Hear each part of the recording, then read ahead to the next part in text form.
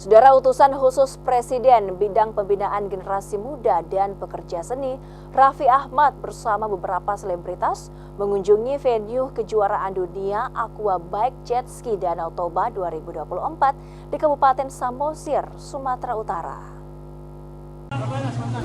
Dalam acara ini, Raffi Ahmad juga menjajal perairan Danau Toba dengan menaiki jet ski dibonceng salah seorang pebalap.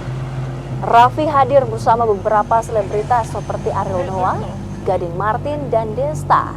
Danau Toba kembali menjadi tuan rumah pelaksanaan kejuaraan dunia Aquabike Jet Ski setelah sukses dalam gelaran tahun lalu.